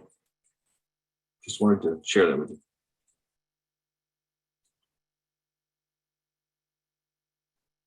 Okay, Rex, I see your hand is up and I'm not sure if that's a leftover hand or if you have a new question. If you have a new question, feel free to unmute yourself. Yes, so when you rattled off the list of lakes that had foam advisories, you missed a local lake. And on that list, of course, is my favorite lake, Cedar Lake, that has a similar foam advisory as does Van Etten. And I want to make sure that everybody listening knows that the foam advisories are more than just Van Etten. They do tend to project northward about 5 to 10 miles and include Cedar Lake in both Iosco and Alcona counties. Yeah, and Puneet may be able to add more to this. We do have a statewide foam advisory, which Cedar Lake falls under. We recommend advising any foam on any lakes and rivers that may be impacted by PFAS. And there was PFAS detected in the foam from Cedar Lake, so the avoid foam recommendation also applies to Cedar Lake. Thank you for that. Yeah, but that was not in your statewide advisory. That was a specific press release that you issued a year and a half or so ago. Yeah, the advisory was issued for Van Etten Lake with also the recommendation to avoid foam on Cedar. Okay, well, that means both. So I just want to point that out for anybody listening that that foam advisory is more than just Van Etten Lake. That's exactly right, Sue. In our local area. Yeah, thanks, Rex. Oh, yeah. Yep. Bob, do you have a question? And then Kathy will go to you. Yeah, I have a question for Puneet and also Wes. I can wait on one for Wes. With Puneet, one of the things that came out of the PBB crisis in Michigan was long-term health assessments and monitoring of people that were exposed to PBB. And from that, most of what's known about PBB and the long-term effects on health comes from studies of people from here in Michigan. And it's a good thing that somebody's going to take some blood samples now and get an exposure assessment. But is there anything in the works to actually monitor long-term health effects on people that have been exposed to high levels of PFAS across the state? And of course, I'm still concerned about the veterans, and I don't know that, and the people that worked on the base, but can you speak to those things? Okay, the reason we are doing exposure assessment is because we are going to consider drinking water as a source, and we are going to consider eating fish and hunting this as a source. If because of the half-life of these PFAS analytes, if there was an exposure that happened when the base was active, we can't really say anything to that because that exposure ended, and then because of the half-life, it's like 5 years, and what if let's say you had like 500 parts per trillion, so that's coming down.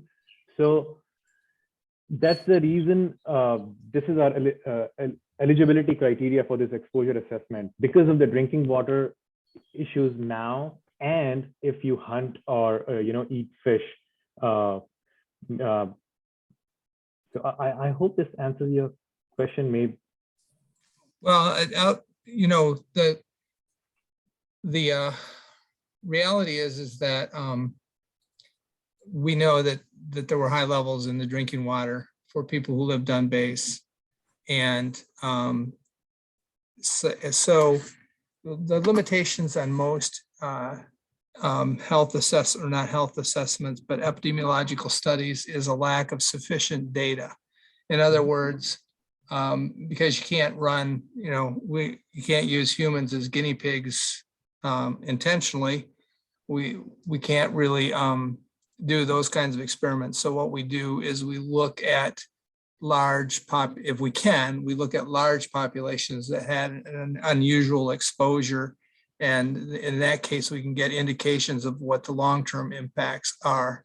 That's one of the problems with any kind of exposure. The problem right now with PBBs is that we're finding out, however many years, 40 years now or more, we're now still finding out what happened to people over the long haul, because not everything manifests itself immediately. So, so that's one of my concerns, is if you looked at veterans, just like they did with Agent Orange, or you did with other things, you start to get an indication over, and also the exposures to radioactive materials during the when they were looking at atomic weapons and people got exposed, that soldiers were put out there, and over the long term, you could see the health effects on those people. And so that told you what was going on with long-term effects of radiation. Same with PBBs and Agent Orange and various other things like that. So that's what I'm concerned about, is that this is an opportunity to find out what's going to be happening to all of us in 30 years because these people at Wurtsmith got a high exposure. And I was wondering if the people you're going to do an exposure assessment with right now, if somebody's going to track their health over time. So that's to me, there is extreme value in looking at what happened to the health of those soldiers and their families. So I can add something. So with this exposure assessment, we can tell you if your blood level is higher or lower than the general US population through NHANES.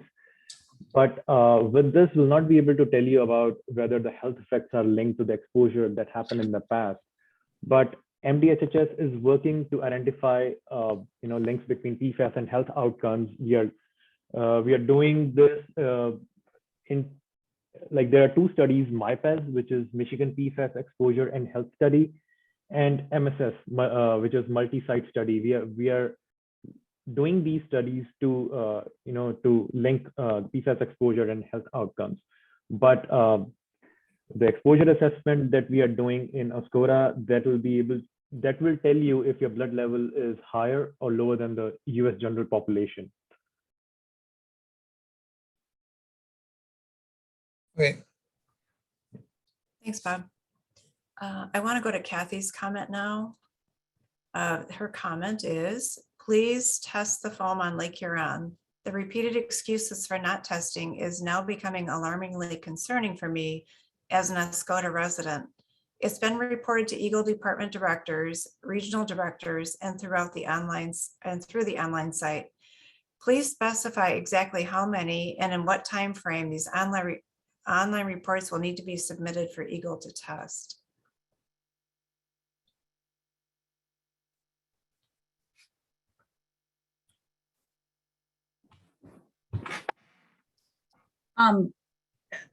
We can follow up with how many we've gotten so far this year, Kathy. I think we've talked about this specifically before, but yeah, I understand the concern with the foam.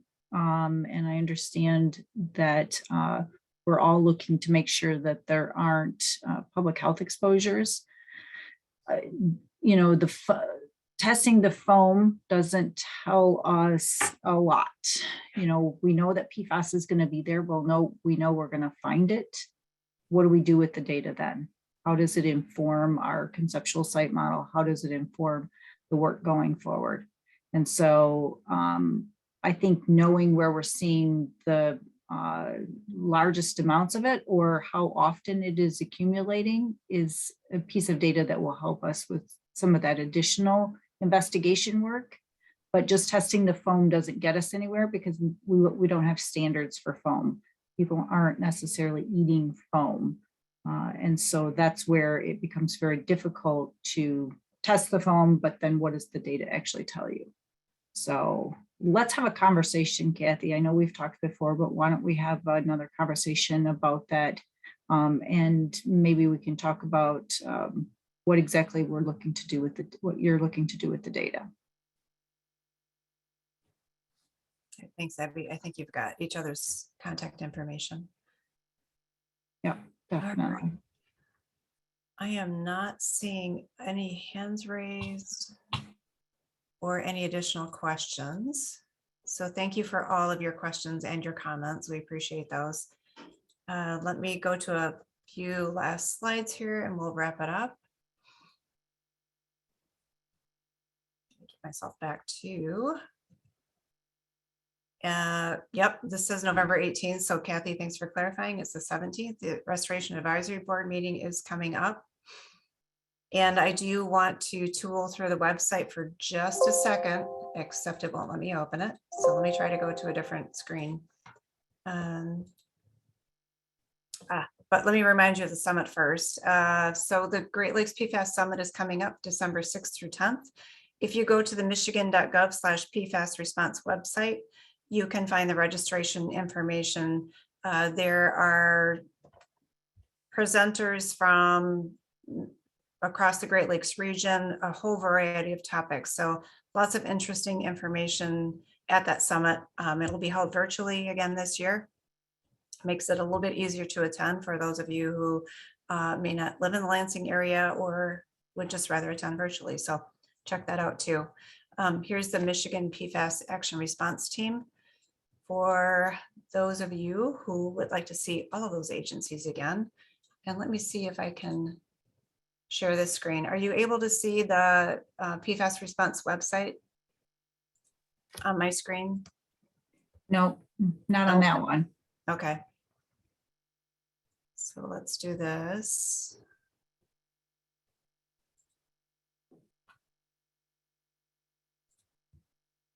Got it? Yes, now we're there. Thank you. All right, so I had posted the link to the foam webpage in the chat. So here it is. There's a variety of information about foam, both naturally occurring and PFAS foam on the page. You can see the water bodies where advisories have been issued. There's a fact sheet about foam at the bottom here with our recommendations on what you should know about foam and what you should do if you are seeing foam and coming into contact with foam in order to protect your health. So lots of information there about foam. You can find it under this PFAS foam tab. The deer advisory, we mentioned this last time, was updated. It's been changed from a 5-mile radius around Clarks Marsh to a 3-mile radius. You can find that information here and the reports that go along with it. You can find information about PFAS and fish, and then our advisory on wildlife as well. You can find lots of information about these particular investigations on the investigations tab. You would go to the PFAS sites in the areas of interest link. And the way I find sites, because I work on a lot of them, is just to go here and do a search and type in whatever site you're looking for. So if I type in Oscoda, it will bring up all of the PFAS sites in Oscoda. And again, you can find any site that you're looking for there. So can you go back one? Whoops. Yeah. Sure. And if you click on any of these, it will bring you to that site specific page. Sites Just in areas of interest, Abby? I'm looking at the PFAS foam. I just wanted to point out the link to My Waters so people knew that. If you could go back to the foam tab real quick. Off to, there we go. There, that gray box right there is a direct link to make it super easy to do foam sightings. So like I said, we do want you to report them. The fact that we're not going to sample is a different issue, but it is not, we do want them reported so we know exactly where we're seeing them, because then we can help our investigation into the bigger issue of groundwater contamination getting into surface water, which is what needs to be stopped. So just want to point that out. Click here, you can fill out the form. Yeah. You are probably all pretty familiar with a lot of these tabs. I won't spend more time. It's after 8 o'clock already. I just want to point out that the public meeting calendar is here. If you are looking for Worksmith meetings or any of the other site meetings, you can find them on the public meeting calendar. So that would be another place to check for upcoming meetings. Abby, can you think of anything else to point out on the webpage? I think if you just go to the front banner, there is the PFAS registration thing right there. But other than that, I think we're good. Okay, there we go.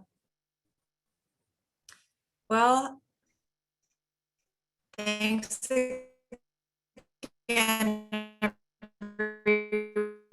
everyone, for spending, and we'll be talking to a few of you tomorrow night.